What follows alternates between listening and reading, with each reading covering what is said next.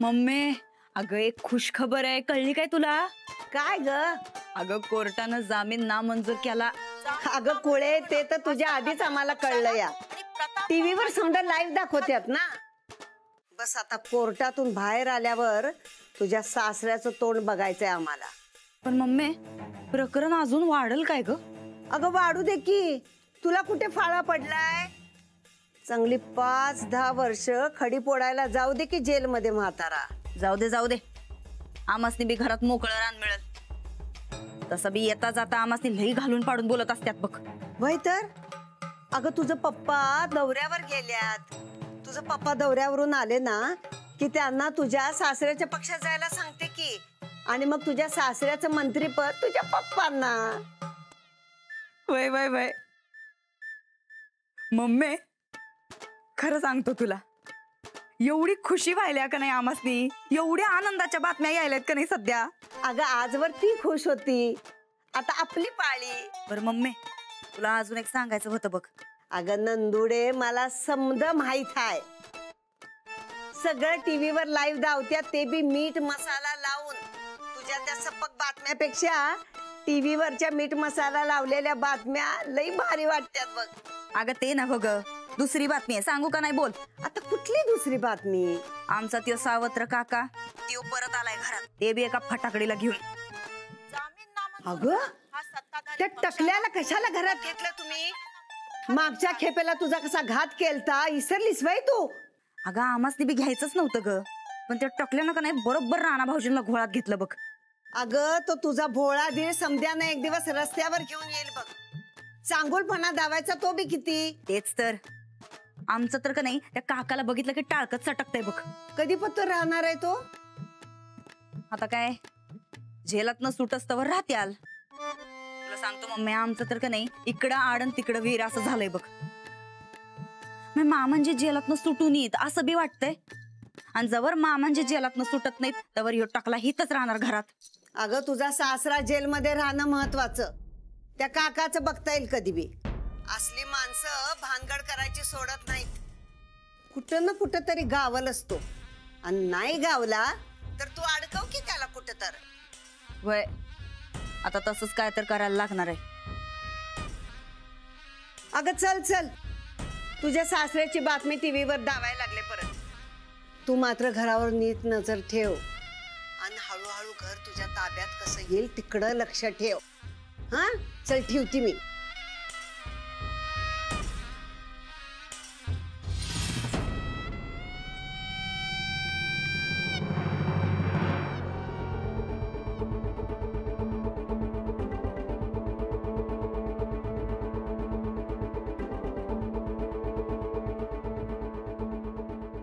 अंजली अजून कशी आली नाहीत ग समधी? अगं येतील की, कोर्ट काय पारड्यात आहे लगेच यायला? पण कोर्टानं असा कसा काय निकाल दिला? अजून का सोडलं नाही साहेबांनी? कोर्ट येते, कोर्टापुढे कोणाचं काय चालतंय?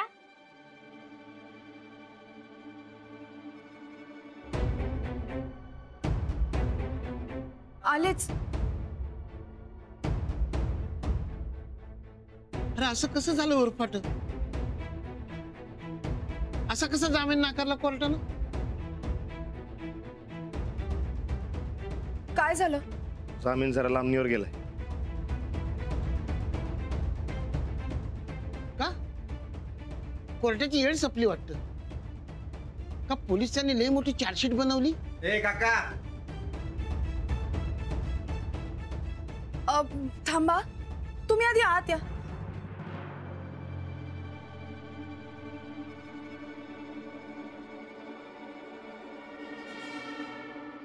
अरे तसं नाही सूरज, माझं बी असंच झालं. चार्जशीट वाचता वाचता येळच संपली. मग आता केव्हा मंजूर होणार जामीन? लवकरच.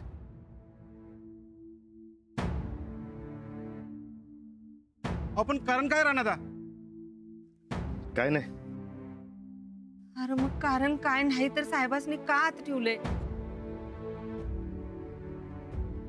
आलं मामांजी. कुठे मामांजी? अगे चंदे, ते बघत काय बसलीस? जा जा, आरतीचा ताट आण, मामांजीस निवाळायचंय ना बघ. नाही बहीण, आबा नाही आले.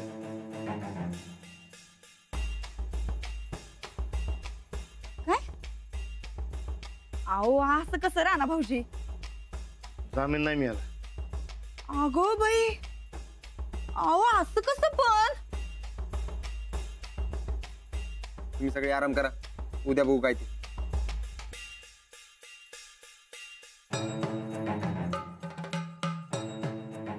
नाही, अजिबात नाही.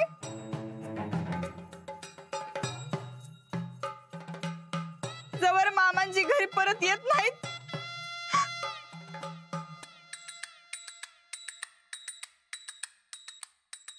तवर आम्ही इथंच बसून राहणार, कुठं बी जाणार नाही.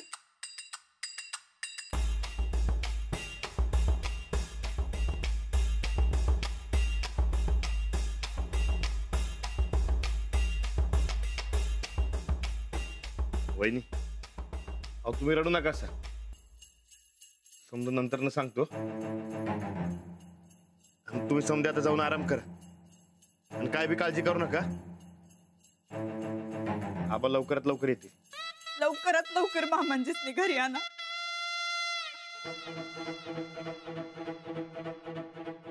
घरातलं करतो माणूस घरात नाही, तिकडे जेलात आहे.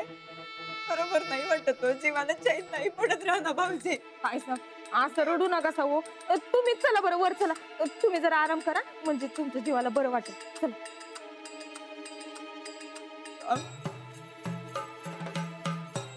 काय रे देवा, कसलं संकट आलंय हो आपल्यावर हे.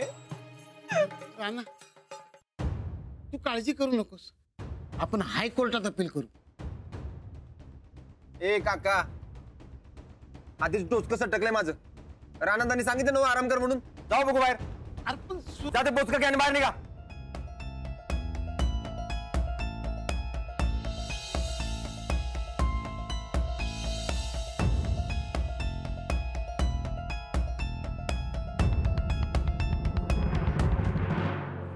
श्रीपती दादा, तुम्ही कामावरून घ्या.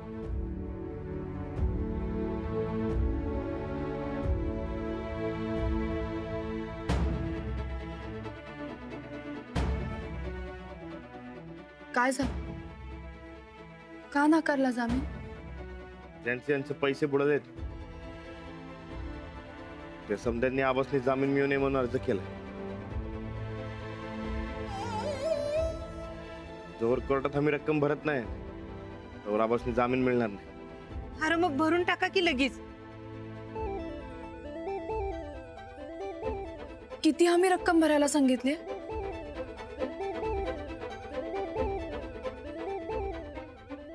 वीस कोटी.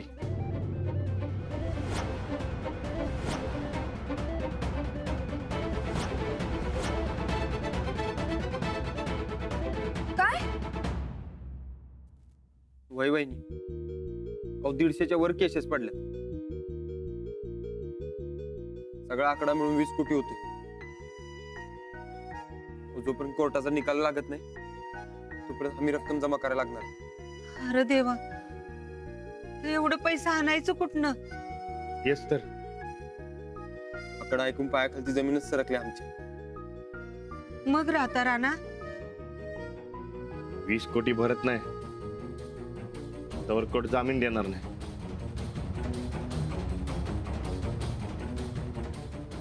कुठनं आणायचे एवढं पैसे?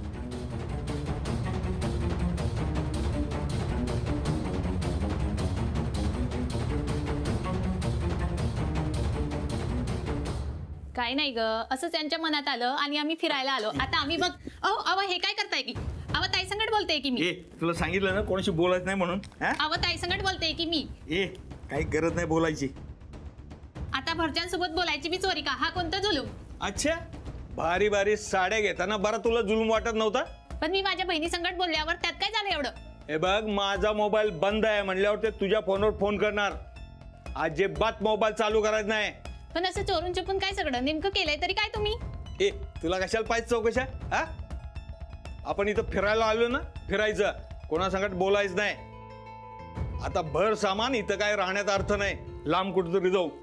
अव हे काय करताय तुम्ही? हे अव, बघा, राहू 2 दे ते. तासाच्या आत आपल्याला इथून निघावं लागेल, कारण साहेब सुटायच्या आत आपल्याला इथून सटकावं लागणार, कारण आज ना उद्या त्यांना आपला अंदाज येणारच. आपला नाही तुमचा. मला तुमच्या भानगडीत वडायची गरज नाही. ए शाणीस, आवर लवकर.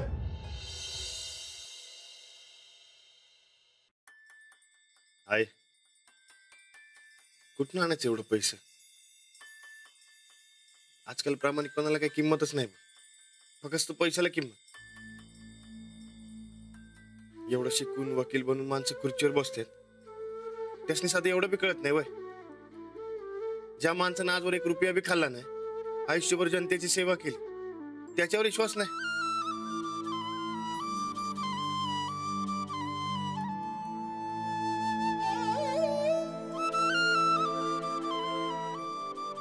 दूध पिऊन घेता का?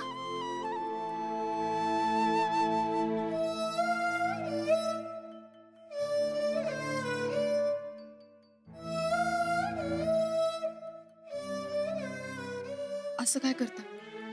दिवसभर काहीच खाल्लं नसेल, जरा दूध पिऊन घ्या.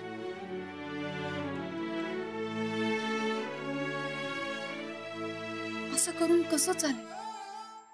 ताकदच नसेल तर काय करणार आहात तुम्ही? 20 कोटी. 20 कोटी काय छोटी रक्कम आहे? कुठनं आणायची? एवढं बी कळत नाही वय त्या जज साहेबांना. आपण काढूया काहीतरी मार्ग. कसं काढणार?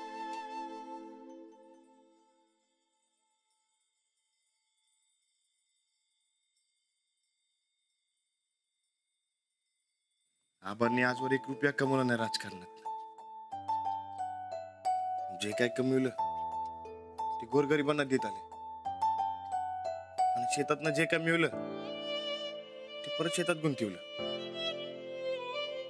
बँकेत असून असून किती पैसे असणार?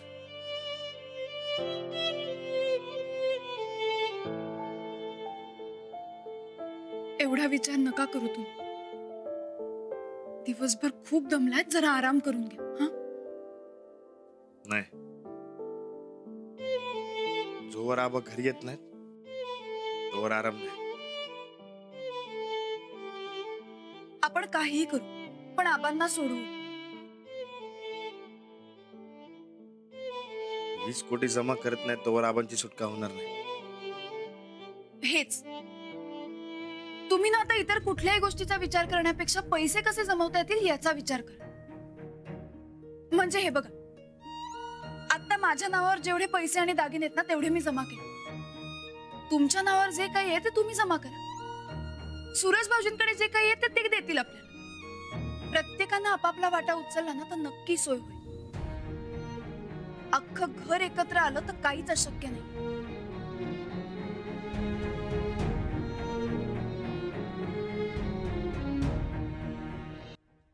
अजिबात जमणार नाही. सूरज योगा नाही ते करायला जाऊ नका सा. अगं नाही ते म्हणजे आबासनी सोडून आणायचंय.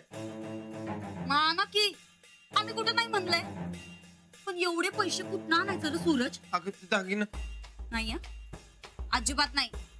आमच्या दागिन्यांवर अजिबात नजर ठेवायची नाही, आताच सांगून ठेवतो. त्या सगळं घेऊन जाणारच का वर? तुम्ही तर आम्हाला मारायलाच टपलाय र. पण 1 पैसा आम्ही देणार नाही हे ध्यानात ठेवायचं. नंदुडे बघ, ते तुझ्या पप्पासनी विचारून बघतीस काय होतंय का? म्हणजे आता हुंड्यावर आलाय वय तुम्ही? सूरज, अरे कुणी शिकवलंय रे तुला हे समज? तुझ्या लाडक्या बहिणीनच ना? त्यांचा काय संबंध? काय संबंध म्हणजे? आपल्या लग्नाच्या टायमाला काय म्हणला होतास? फक्त पोरगी आणि नारळ द्या, आणि आता फार हुंडा मागायलाय. हुंडा कशाला मागू मी? हे बघ, तुम्ही जे काही देशील ते परत करतो आम्ही. काय गॅरंटी? कोर्टानं समजा जप्त केलं की कसं देणार आहे? हे बघ सूरज, अख्ख्या जगासमोर लाज गेले तेवढा का बस झालं. उग पाहुण्या रावळ्यांसमोर हात पसरत बसू नका र. गायकवाडासनी शोभा देत नाही ते. तुझ्या जमणार असेल तर सांग. लांबट लावत बसू नको इथं. बघा बाई, हात दगडाखाली आहेत पण काखेतलं कलिंगड काही पडत नाही. फुकटचा रुबाब निसता. तुझ्याशी बोलण्यात काय पॉइंटच नाही. आम्ही नाहीच बोलायलोय र, तूच बोलायलास आमच्या संगट. जाधवासनी सवयच नाही तसली.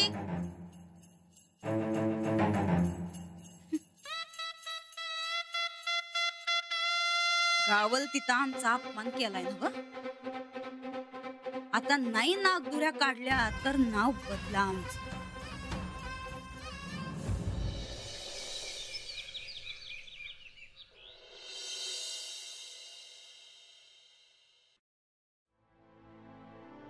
अंजली घे.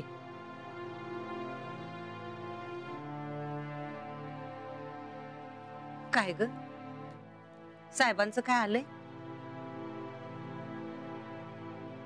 हो, म्हणजे जामीन नाकारल्याची बातमी आहे. हे पेपरवाला आणि चॅनलवालं हीच पिटवत्यात बघ. आणि मग हे भडक भडक ऐकून वाचून लोक चेकाळतात. राणा चल तू आधी न्याहारी करून घे. परत कुठं बाहेर गेलास तर खायची पंचायत होईल. भूक नाही मला. अरे अशी कशी भूक नाही तुला? आबांना सोडवायचे. कुठं आणायचे पैसे? आपण जमा करू पैसे. कसं? मी हिशोब केलाय. माझ्या दागिन्यांचे साधारण 20 लाख रुपये होते. मी बँकेचे पासबुक पण बघितले. सेव्हिंग्ज आणि डिपॉझिट मिळून साधारण 3 कोटी रुपये होते. आणि बाकी सुद्धा जमतील ना. कारखान्याचा शेअर 2-2.5 पत्र जाते. जी बघा 5-6 पर्यंत सोय होईल. 20 म्हणजे लई मोठा आकडा आहे हो. हो, पण आपण आपले प्रयत्न सोडायचे नाही. राणादा,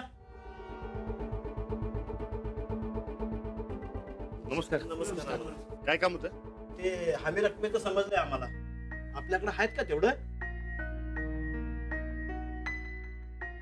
राणादा, तुम्ही काळजी करू नका सा. अहो अख्खं गाव तुमच्या पाठीचे आहे. आम्ही सगळेजण जमल तसं पैसे गोळा करायचे ठरवलंय.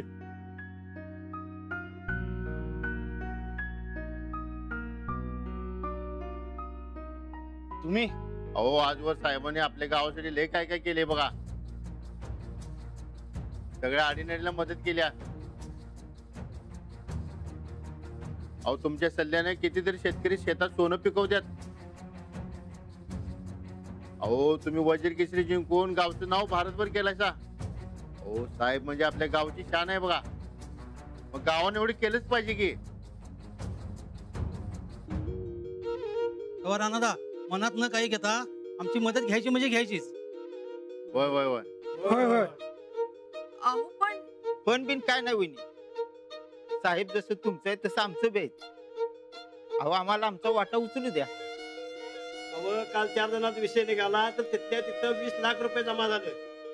अख्ख्या गावाला जर समजलं तर 2 करोड रुपये जमा होतील. तेवढं टार्गेटच ठेवलंय आम्ही. शेतकऱ्यांचं गाव आपलं, होईल सोय आपली.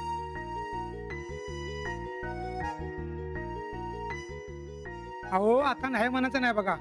अहो बँकेत ठेवायचं ते तुम्हाला द्यायचं. त्यात काय एवढं? आबा निर्दोष सुटलं की हमी रक्कम परत मिळणार. तेव्हा तुम्हाला समध्यांचे पैसे परत करीन बघा. चालतंय मग आम्ही कामाला लागतो.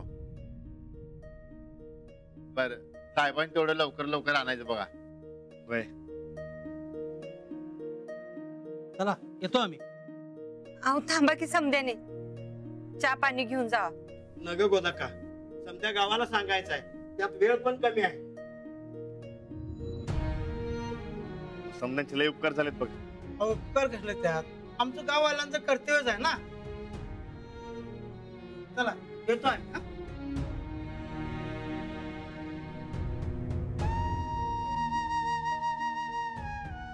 राणा ह्याला म्हणतात गावकी. आता समजा गाव आपल्या पाठीशी उभा राहील बघ पैशासाठी. हो, आपणही आपले सगळे प्रयत्न करू. पैसे जमतील, खात्री आहे मला. वय सूरजला बी फोन करून सांगतो गावातलं मी.